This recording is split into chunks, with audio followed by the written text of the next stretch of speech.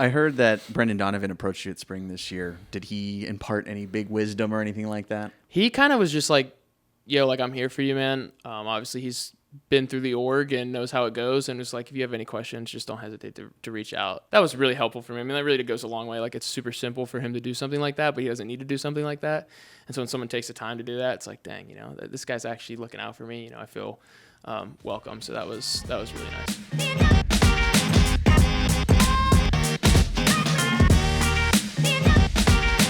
Sitting down with JJ Wetherholt here today. JJ, thanks for taking the time out, man. I want to go through kind of your baseball upbringing today and learn a little bit more about you. Let's start from the beginning, man. What were you like as a kid? Yeah, so I mean, I played a bunch of sports kind of really early on and quit everything by middle school. So my parents say that I started playing t-ball like 5 years old, like pretty normal stuff. I had an older brother who played before me, and so that was kind of like a big motivation for that. But I was just a very sporty kid. So I really did. I played lacrosse, which was the same season as baseball when I was a kid, and so I only got to play like 4 or 5 games, but I would just kind of show up and play. Played football, basketball, soccer. Really only didn't play like hockey or wrestling, but besides that, just pretty athletic kid. And then got to high school, I was like, baseball is what I want to do, so I kind of just dropped everything. Your dad was like a college football player, right? Yeah, he played college football at Edinburgh University. He actually went there to play football and baseball. They told him he could do so, and then when he got there, they were kind of just like, you're only playing football. When did the football dream, and I'm assuming Dad was wanting football for you. He actually wasn't. He kind of got pretty beat up playing football, so I think he knew like that he didn't want me to have to kind of go through some of that. And also, like, he says that he was better at baseball, and if he would have played baseball more, he could have, gone further. I don't know how like true that is, but that's what he says. So he actually wanted me to go with baseball. Me and my brother both. He didn't want us on the football route. Interesting. So what was Dad playing then, and when he wanted to play college? What baseball wise? He was like, I think he was kind of utility, but he played everywhere. He was just in high school. It's from Ashtabula, which is like a small town outside of Cleveland, Ohio. So he was kind of similar. He played everything. He was like 4-year letterman in basketball, baseball, and football, and then football in college. What other hobbies? I mean, obviously a lot of sports, but like, did you do anything else growing up, or? We went fishing a lot, which is something I still do. My dad taught us how to golf when we were younger, so golfed a bunch, and then honestly played a ton of video games when I was a kid, so that was huge. Like Pokemon's, 3DS, DS, all that type of stuff. Just played a ton, and he used to have to yell at me and take it because I'd be on it too much, but it is what it is. So you're rocking like what, leaf green and all of it, Pokemon, yeah. All of them. What was the starter Pokemon? Then? What was your go-to? I like Bulbasaur, but I don't know. I would pretty much beat the game with whoever I picked, and then go back and pick another one and just keep going on. Yeah, I love it. I was Charizard or a Charmander every time. Yeah. When did you figure out you were good at baseball? I always feel like that's kind of a weird, because it's such a short amount of time. But when did you realize like, oh, I'm actually kind of good at this? I think like it sounds so crazy to say, but like at 10 years old, I tried out for like a very good travel team, which is so crazy to think of because it's like 10 years old. You should just be playing for fun.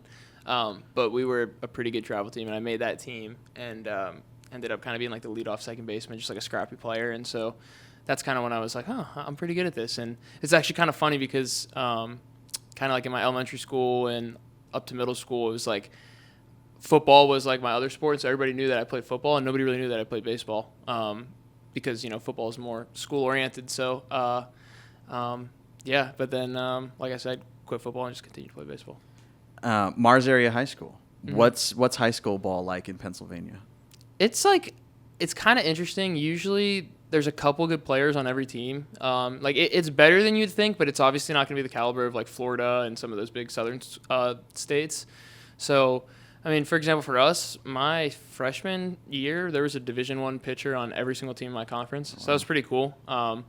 You kind of jump around though. Like you would see that guy, the Division I guy, throwing like 90s, upper 80s, low 90s, and then you would kind of see the next guy like low to mid 80s. We had a kid, Will Bednar, went to Mississippi State, but he was like 92 to 96. So that was always fun to play behind, and people would only ever get hits off of his changeup, and that's just because they thought it was a fastball and they were that late that they would hit the changeup. So, but yeah, it was really solid, to be honest. Are you playing like 2-game sets out there? Yeah, they kind of switched it up. Like it used to be, I want to say, you would just play like either both games at their place back-to-back days, and now I think they do it like one and one. Like you play one at home, one away. I forget how they mix it up, but it used to be different. Okay. So your high school coach, Andy Bednar, which of course David's dad. Yeah. And you mentioned Will. How this is before he's like the all-star, perennial all-star, like one of the best closers in baseball. Like how often was he coming around, if ever?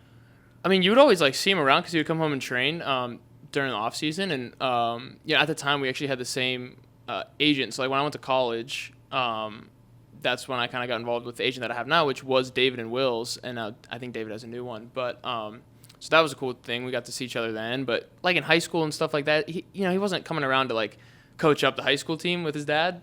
His dad knows what he's doing, and obviously David had bigger priorities, but.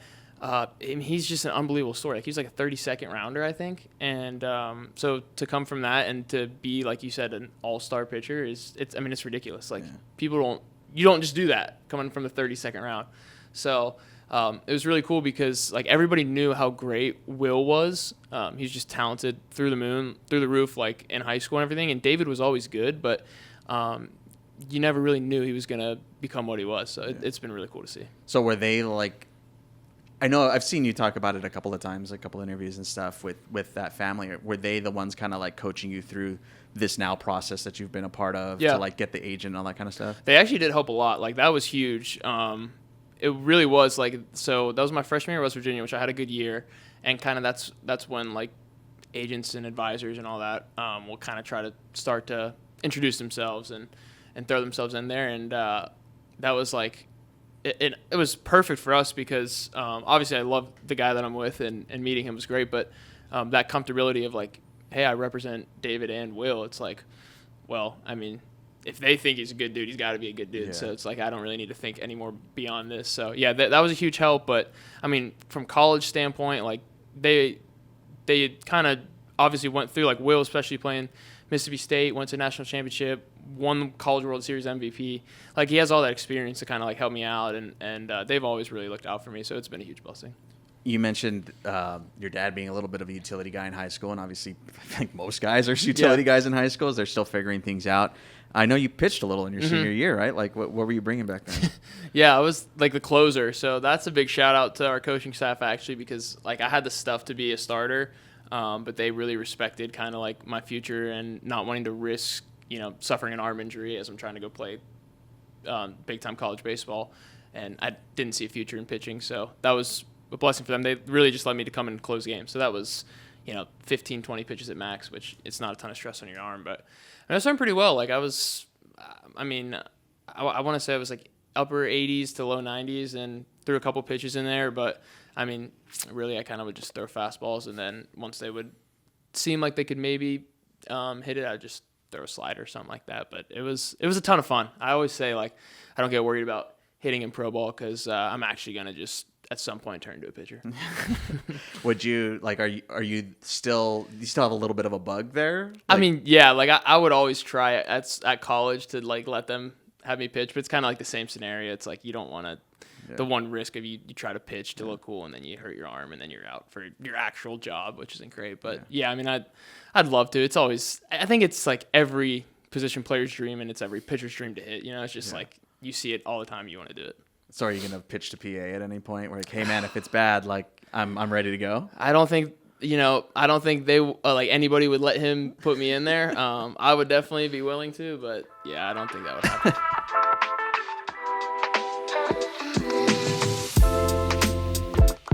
As Wetherholt swings, launches one to center field, back on it Knight at the track, looking up, and it's off the wall.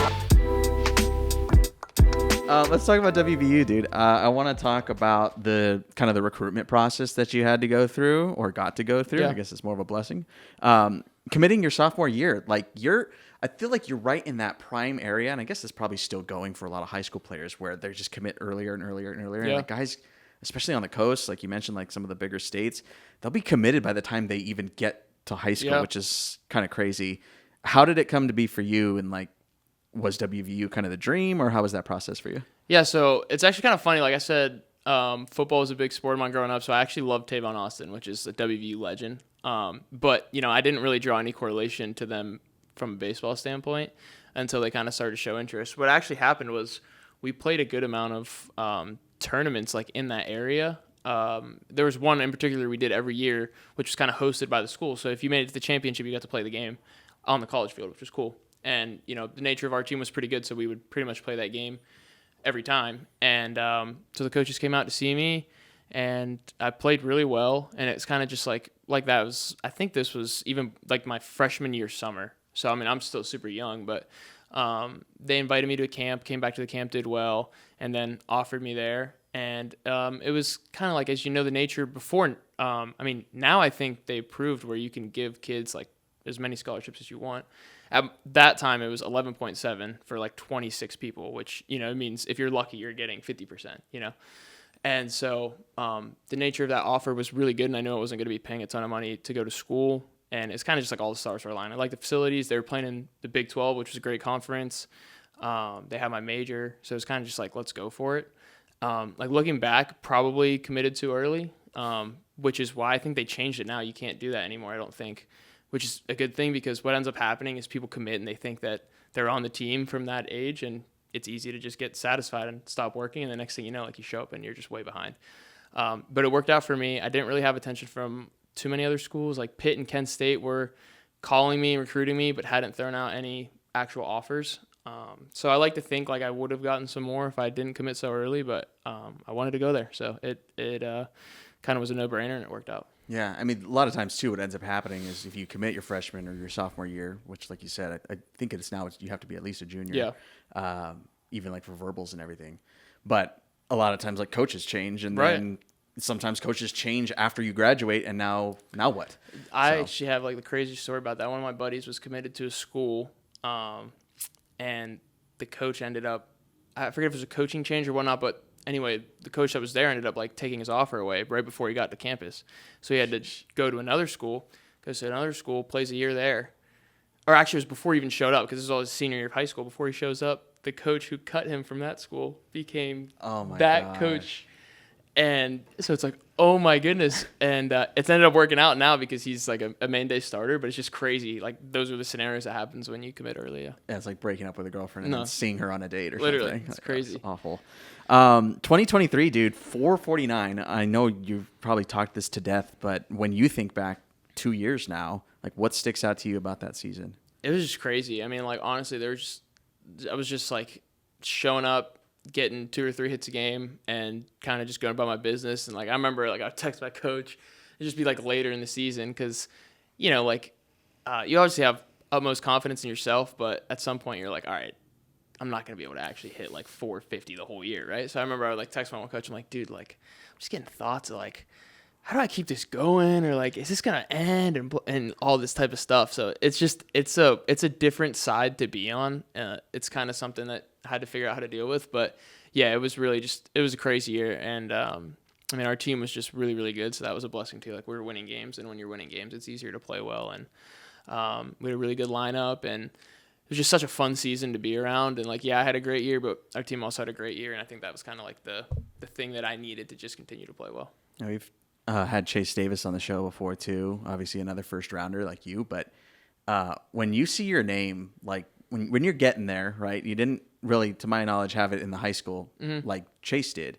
But when you get around to it, and now the draft is starting, you're doing the age and stuff, and like this is starting to become a real thing, and you start seeing your name top of boards, people are talking about you. Is that super surreal for you? It's like a weird thing, because like you don't want to buy into it too much, because evidently it doesn't really mean a whole lot until it like comes into fruition. So like you don't want to be the guy who is just like always known as a top ranked prospect, and that's what you're going to be continued to known as. At some point you want to make that jump to where you're like, all right, now I'm actually like at this level that people thought I was going to be at. So I mean, to do that, we did a good job at school trying to handle that too, though. It's just like talking to us about how to deal with stuff like that, not buying into what these people are ranking you and XYZ, and just continue to try to like worry about the process. And that's the real thing, because the game's so hard. You can't get caught up on like, oh, this person thinks I'm good, this person thinks this guy's better than me, blah, blah, blah. It's like, just go about your work, worry about the process, and let everything else take care of itself. But as you're saying, it is a little bit of a surreal feeling, especially for me. Like you said, I wasn't a big name person. So to go from that, like, to just skyrocketing, and then, people are writing a bunch of articles, it's cool, but you do have to be able to just like, all right, take it for what it is and push it to the side and just continue to go about your business. Do you remember the first time you saw your name in the first round, like mock or whatever thing? I don't. I mean, like, I'd probably remember around the area, but I don't like exactly remember kind of the exact time frame. But I do remember like one of the big things was after my freshman year, they came out with like a Big 12 preseason list or whatever sophomore year, and I wasn't on it. And I remember that kind of like upset me, and I was like, dang, I need to get on this. And that's when I had the big year and ended up, being on it, obviously. But I don't remember exactly when that first round broke. As the first pitch to Wetherholt is hit in the air out towards left center field. That ball carrying with the wind blowing out there, and this one's out of here. So when you get drafted, now we're past draft day. You get the call. You do the whole thing. You do the MLB Network. You do the whole thing with the suit and the whole thing, right? How soon after did you hit up Victor Scott? I actually FaceTimed him like once I remember it. So I went up, shook the commissioner's hand, actually walked the wrong way down the stage. So somebody had to come and grab me and pull me aside to go do something. So I went through all that, came back with my parents, and called Vic. And then he answered and was like, what up? And our college coaches were there. So like we were all able to kind of just like share that cool moment together. And then was like, see you soon. We'll get to work. And he said, yes, sir. And then continue to walk around. But that's another blessing. Just my luck is like being able to come to an org with a ex-teammate of mine who's such a good dude. So that's been super cool. I know that, there was talks of being 1-1 and, being earlier and even, having some ties to the family, having the first pick. Like you said, maybe a blessing in disguise. But did that, I don't want to say jade you at all, but is that in your head at all? Like that, hey, there were a couple teams that passed on me? I mean, no. Like each team's going to do what they think is the best. And I think really when I went to that draft day, like I just wanted to go to a team who wanted me as like their pick, like not that they took me because the guy that they wanted ended up getting taken, but a team that wanted me. And, I come to find out the Cardinals really, really wanted me. So for me, that's like everything that I wanted. And yeah, I mean, you can look at it like there's 6 teams that pass up on you, but it's still like, you were team's first pick. So it's such a big blessing that you kind of don't really look at that negative side. And the other aspect of it is I'm really good friends with a lot of those guys that went in front of me. So it's kind of like we're all just super supportive of each other and rooting for the best. So there's no ill will there. When you get to work with St. Louis, like you pitch, a lot of times pitchers like don't even, like after college or whatever, like don't touch me for a few months, but you get to work right away essentially. And you get to get inundated with the organization and stuff. Like, what are those initial conversations like when they sit you down? Is there a sit down with you like, okay, this is our plan, this is what we want to do? Is it like a pitch deck? Here's a PowerPoint. Like, how does it work? There really wasn't, honestly. But it was kind of like, just communicate with us, tell us if there's a certain way you want to go about things, how you're feeling, XYZ, when you're ready to play, that timeline and all that. But you kind of just trust people to do what's in your best interest, and I think they obviously have my best interest in mind. So I was kind of just showing up ready to do whatever they wanted me to do and trusting in that process, and it ended up going pretty smoothly right after the draft. I imagine you don't really have much say in it at that point either, right? Like it's kind of like their plan. Yeah, I mean, no, really just like in the initial conversation I had with Mo and Randy Flores was just like they kind of asked me how game ready I was, just because the nature of like the college season ends and you have kind of like a month to draft time. And so like for me, that was a ton of like meetings and traveling to different locations and ballparks and, all this type of stuff. So it's like, how ready can you stay? And so that's kind of like where I told them, I was like, guys, like I'm really not, like I need some time to get my legs under me again. Not from like a baseball standpoint, but just from like a health body standpoint. And so that was good because I just communicated that with them and they built that into the program. But other than that, not a whole lot. I've seen you mention a couple of times some of the guys that you idolized growing up. And one of those that keeps coming back around is Robinson Cano. And I heard you say that you try to model your swing around how he used to swing. Yeah. What in particular are you looking at that you try to implement into your game? I think, this is a lot when I was younger. And I think that's kind of like the nature of being a younger baseball player is like you find your favorite player and you want to just be like your favorite player. And so for me, like his was just kind of like the flow that he swings with. Like it's just so smooth and comfortable and he's got rhythm and he just seems like he's always on time. And he carried that into the field with him too. I mean, he played such smooth second base. But I think for me, like at the plate, it was really just trying to mimic to find my own flow. And it might not look exactly like his, but just having that in mind of like being comfortable in tune and in rhythm in my swing. And is it something that you're still trying to implement, or as you've gotten older and your swing has developed, your body has developed, like, is it something that now you're going, I'm not exactly like him, I kind of have to make it my own thing? For sure. Yeah, I mean, like, I think just kind of the nature of, as you said, like, everybody's going to move a little bit different, so I'm kind of at the point where it's like I can't just, like, mimic what I think looks good because my body might not want to move that way. So it's kind of just, like, being able to look mechanically and see some stuff that might help me, but also understanding, like, my body's going to want to naturally move a certain way and just not trying to change that. You went to spring camp this year, obviously, got a chance to see the big guys and see some big league pitching. What surprised you most about big league arms?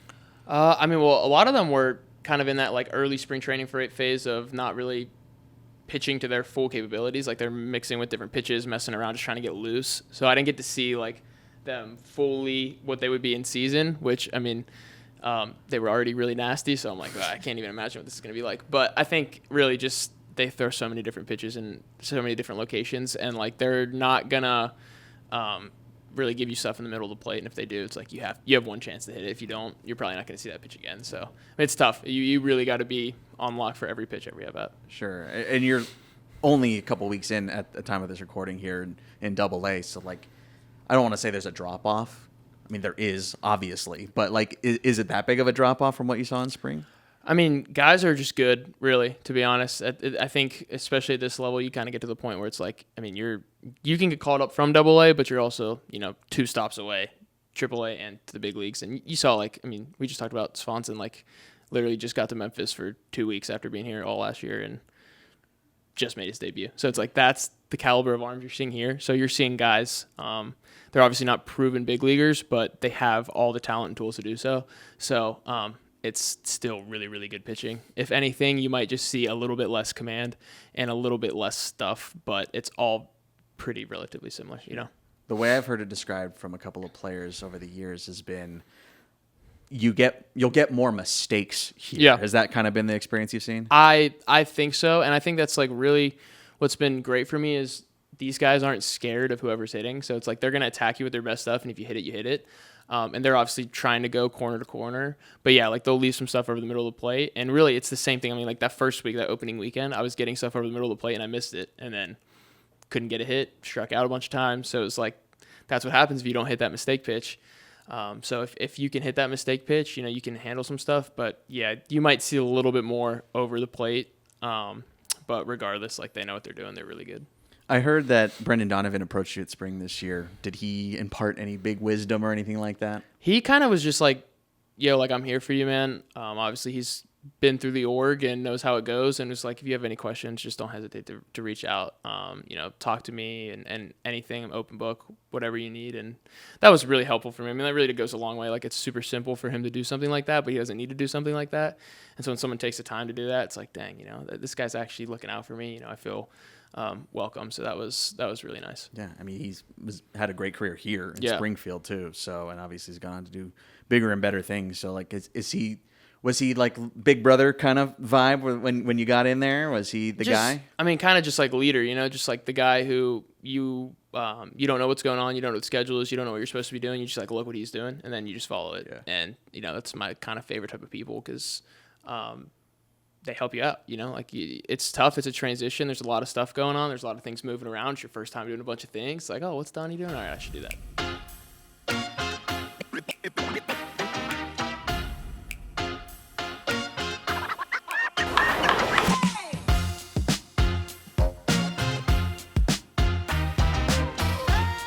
All right, JJ. We do this on every single episode of this show. It's called the Cardinals Quickfire. So I just get you a bunch of questions that have nothing to do with each other, and we just kind of roll with it and see what pops up. So cool. Let's go ahead and roll into the Cardinals Quickfire.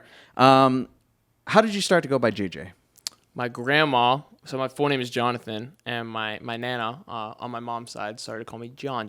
So John is obviously where JJ comes from, and actually what ended up happening is my first football coach said, I'm not calling you John, so I'll call you JJ. And that's it, and it's stuck. Yeah, I was confused because your middle name isn't like James or something.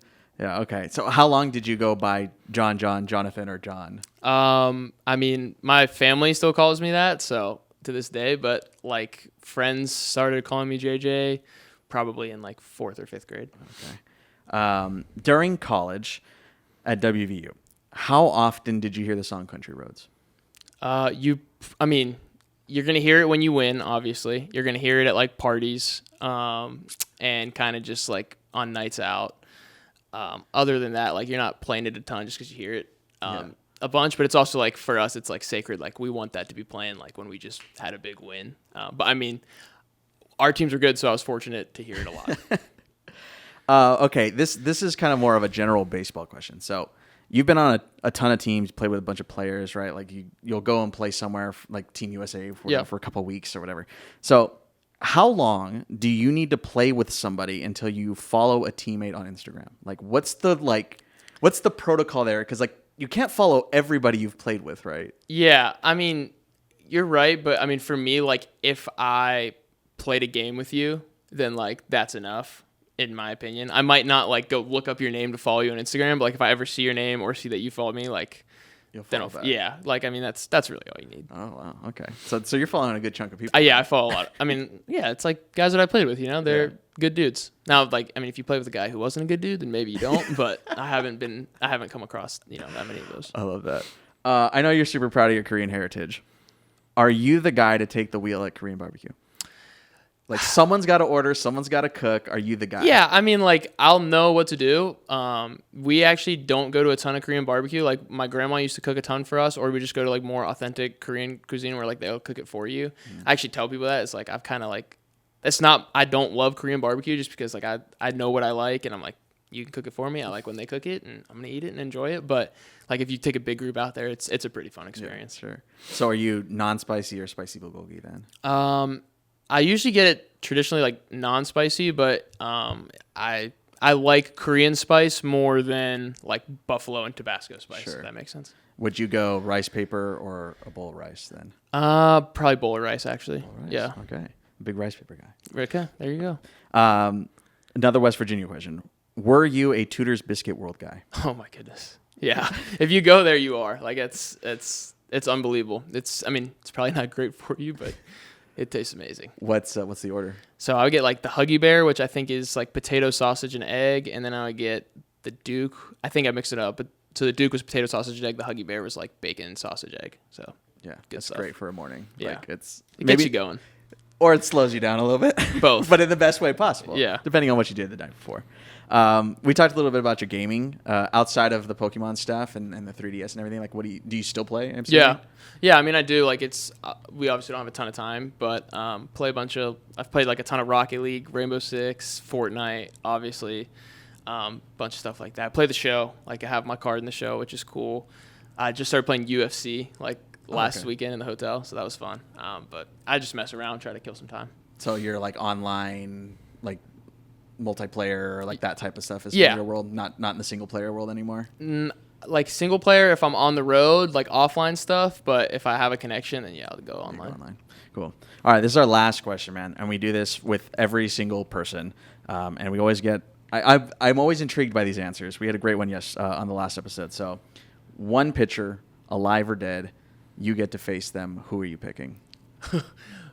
As in like You take one at bat. I'm gonna do good, or like I just get the chance. You just you get to stand in the box, and it's like the ultimate test. You're at the pearly gates, and you're like, I want to face this guy. Yeah, I'll probably say Randy Johnson, just because that's probably the worst matchup ever. Like for me, left on left, sidearm, gross. But if I get hit off of him, it'd probably be the greatest feeling ever. Yeah, Randy coming at you with heat and everything across his like. What's the attack plan against, like you said, left on left against Randy Johnson? Fastball, center.